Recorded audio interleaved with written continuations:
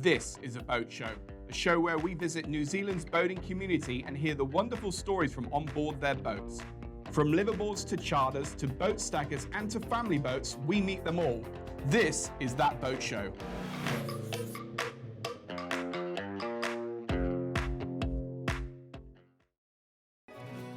Back in Auckland, Simon prepares Altea to make a special visit someplace very local.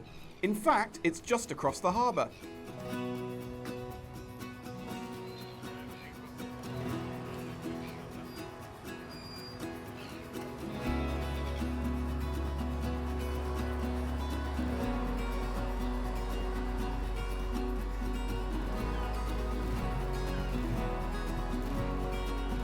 Piece of cake, and oh so fancy.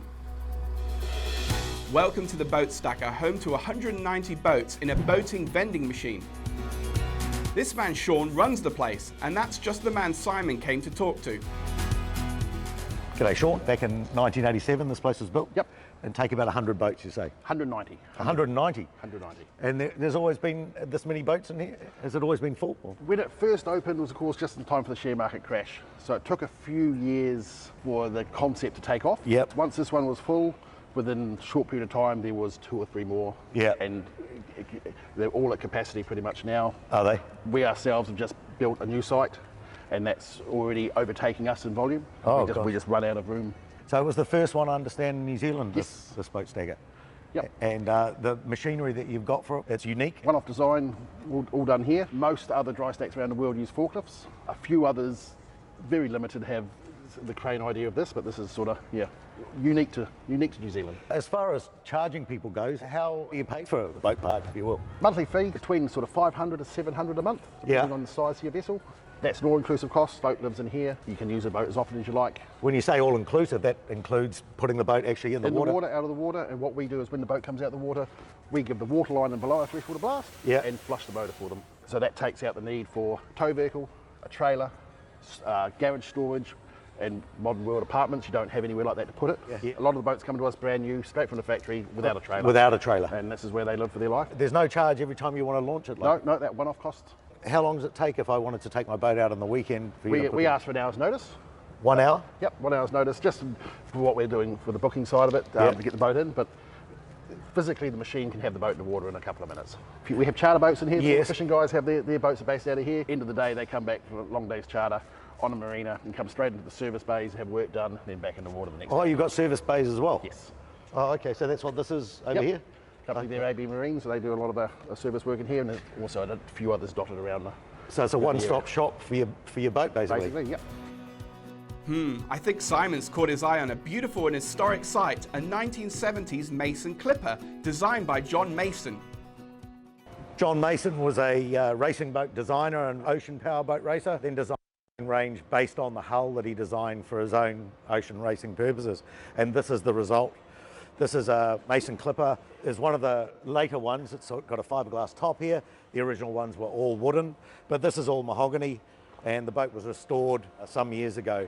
It's certainly is a fine example of New Zealand boat building from the era, from the 70s. It's unmistakably New Zealand vernacular naval architecture, really. A beautiful boat. He was a master builder and designer. So what you're looking at here is a piece of maritime history.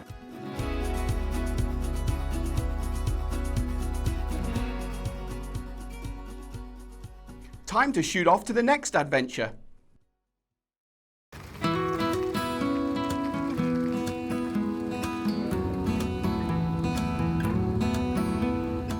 Here we are at Mangawhai Heads. We've come to see Kerry and his son Corey. Have a look at their amazing wave boats from France, powered by jet skis. Amazing system.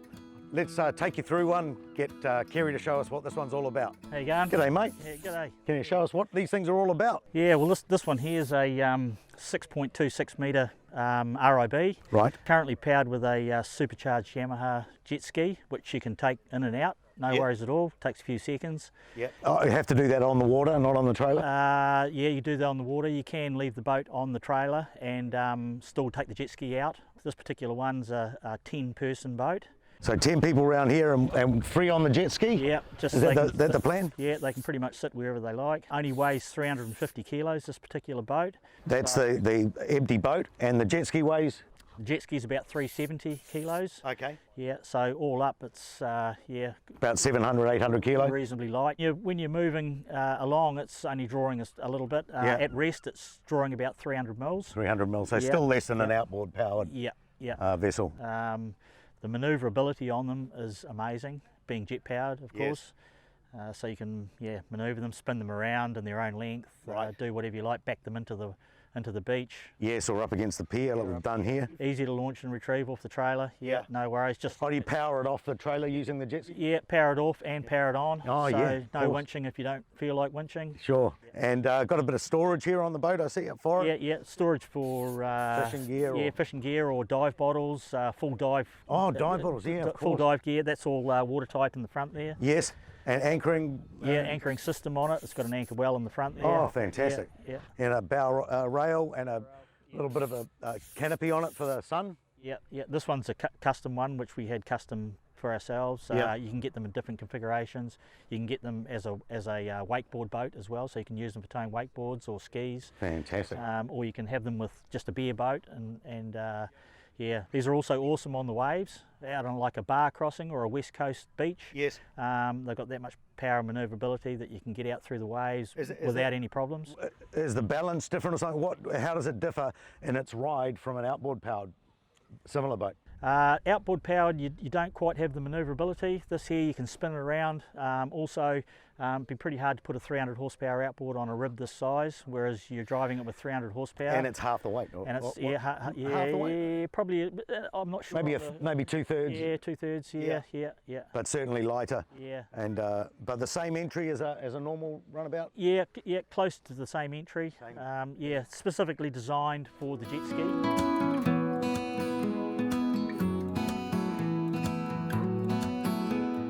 Corey, right? Yeah. G'day Simon, how you doing? Good, mate.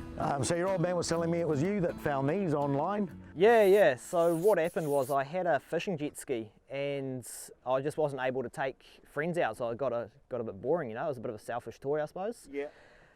So I just done a bit of research and came across these, and next thing you know, we're on a plane to France to go and check them out. Did you manage to get your dad interested in the project? Yeah. Had a bit of persuading, but he came around and so it's all worked out, and we've managed to hold on to the distributorship for the whole of New Zealand. Oh, so you're the only ones that can bring these? The only ones that can bring these into New Zealand. How many of the different manufacturers make these, make the vessels? So there's only one factory, which is in the south of France. So you had to go to the south of France. Oh, bummer. Yeah, pretty much. Yep. It was definitely it was a really good trip.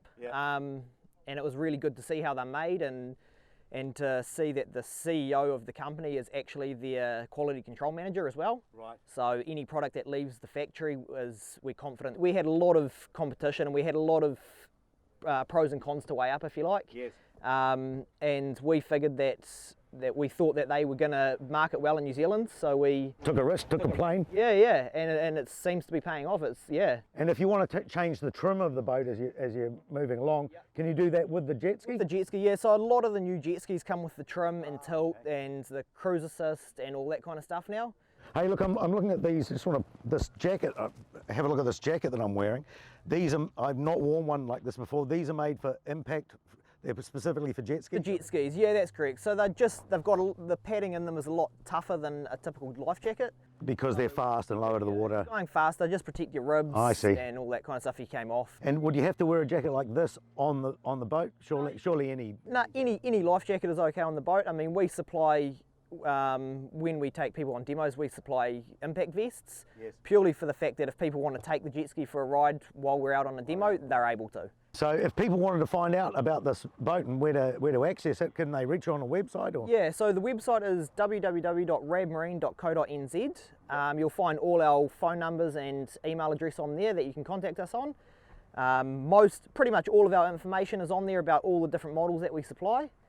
If you require any further information, you can just give us a call or flick us an email and Can we come up here and test drive one? Come up to Mangawhai Heads. And you're never adverse to popping one in the water and going out with anybody? Definitely not. Any time. Okay. We're always keen to get people out.